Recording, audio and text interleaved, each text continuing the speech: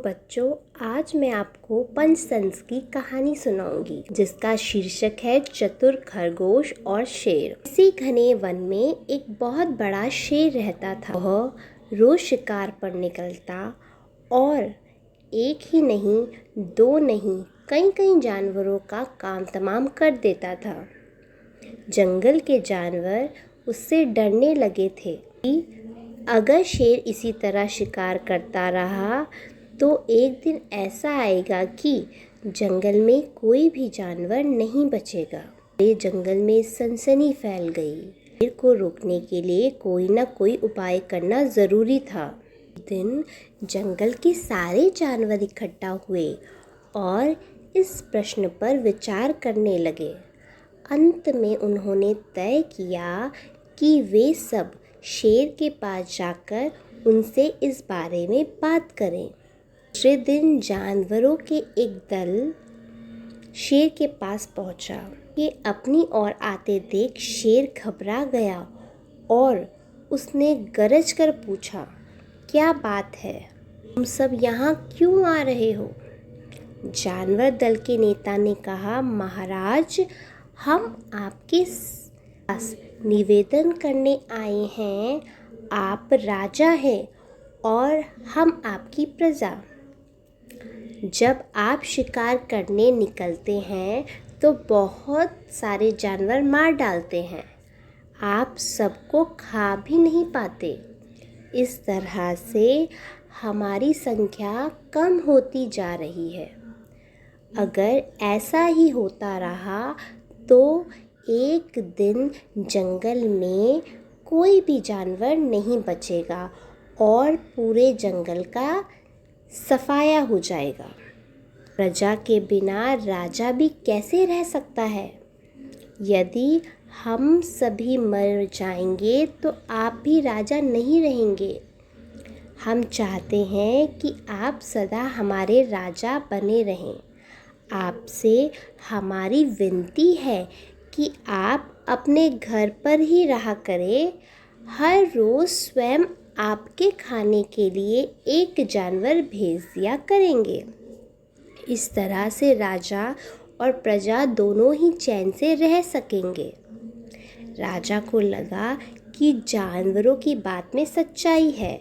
उसने पल भर सोचा, फिर बोला, अच्छी बात है, मैं तुम्हारे सुझाव को मान लेता हूँ, लेकिन याद रखना, अगर किसी भी दिन तुमने मेरे खाने के लिए पूरा भोजन नहीं भेजा तो मैं जितने जानवर चाहूँगा मार डालूँगा। जानवरों के पास तो और कोई चारा नहीं था, इसलिए उन्होंने शेर की शर्त मान ली और अपने अपने घर चले गए।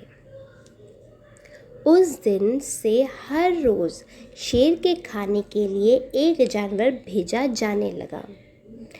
इसके लिए जंगल में रहने वाले सब जानवरों में से एक एक जानवर बारी बारी से चुना जाता था। कुछ दिन बाद खरगोशों की बारी भी आ गई। शेर के भोजन के लिए नन्हे से खरगोश को चुना गया। वह खरगोश जितना छोटा था उतना ही चतुर भी था।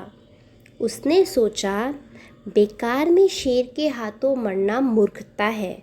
अपनी जान बचाने का कोई न कोई उपाय अवश्य करना चाहिए और हो सके तो कोई ऐसी तरकीब ढूंढनी चाहिए जिससे सभी को इस मुसीबत से सदा के लिए छुटकारा मिल जाए। आखिर उसने एक तरकीब सोच ही ली। खरगोश धीरे धीरे आराम से शेर के घर की ओर चल पड़ा। जब वह शेर के पास पहुंचा तो बहुत देर हो चुकी थी। भूख के मारे शेर का बुरा हाल हो रहा था। जब उसने सिर्फ एक छोटे से खरगोश को अपनी ओर आता देखा तो गुस्से से बौखला उठा और गरजने लगा। उसने बोला, किसने तुम्हें भेजा है? एक तो पिद्दी जैसे हो, दूसरे इतनी देर से आ रहे हो। वो जिन बेवकूफ़ों ने तुम्हें भेजा है मैं उन सबको ठीक करूँगा। एक एक का काम तमाम न किया तो मेरा नाम भी शेर नहीं। नन्हे खरगोश ने आदर से जमीन तक झुककर, महाराज, अगर आप कृपया करके मेरी बात सुन लें तो मुझे या और जानवरों को दोष नहीं देंगे। वे तो जानते थे कि एक छोटा सा खरगोश आपके भोजन के लिए पूरा नहीं पड़ेगा, इसलिए उन्होंने 6 खरगोश भेजे थे।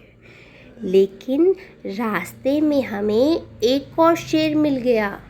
उसने 5 खरगोशों को मारकर खा लिया। यह सुनते ही शेर दहाड़ कर बोला, क्या कहा? दूसरे शेर? कौन है वो? तुमने उसे कहाँ देखा? महाराज, वह तो बहुत ही बड़ा शेर है, खरगोश ने कहा। वह जमीन के अंदर बनी एक बड़ी गुफा में से निकलता था। वह तो मुझे भी मारना जा रहा था, पर मैंने उससे कहा, सरकार, आपको पता नहीं कि आपने क्या अंधेर कर दिया है। हम सब अपने महाराज के भोजन के लिए जा रहे थे, लेकिन आपने उनका सारा खाना खा लिया। हमारे महाराज ऐसी बातें सहन नहीं करेंगे। वे जरूर ही यहाँ आकर आपको मार डालेंगे। इस पर उसने पूछा, कौन है तुम्हारा राजा? मैंने जवाब दिया, हमारा राजा जंगल का सबसे बड़ा शेर है।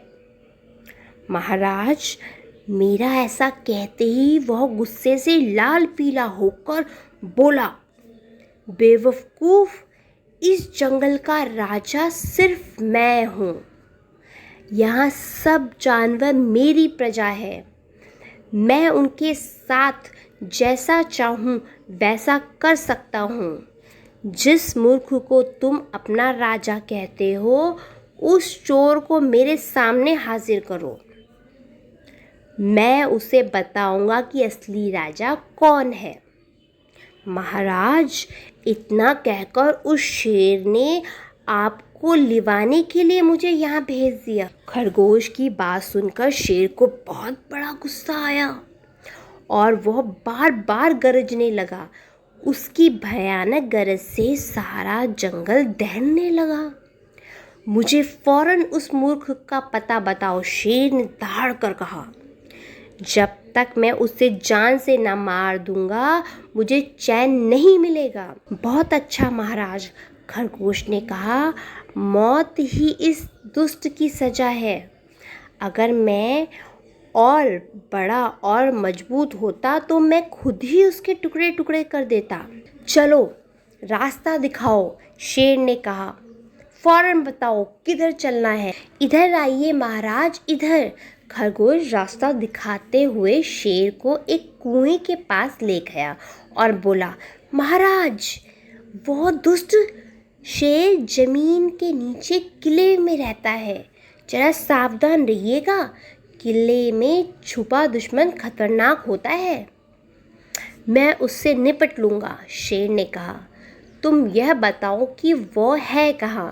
पहले जब मैंने उसे देखा था तब तो वो यहीं बाहर खड़ा था। लगता है आपको आता देखकर किले में घुस गया।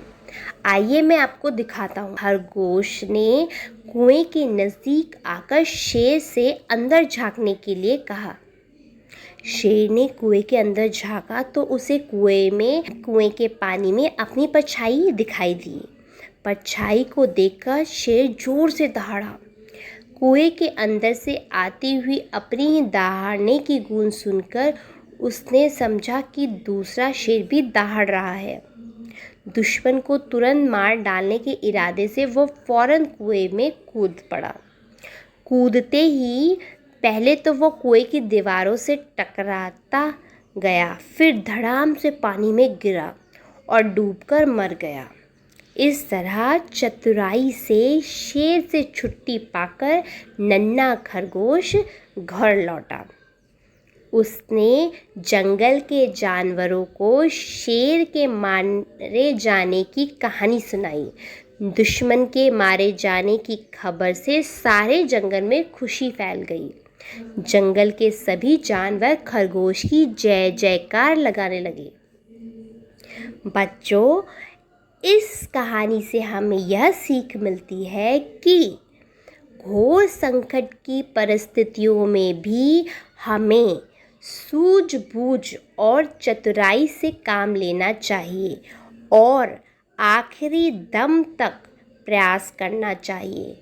सूझबूझ और चतुराई से काम लेकर हम भयंकर संकट से भी उभर सकते हैं और बड़े से बड़े शक्तिशाली शत्रु को भी पराजित कर सकते हैं।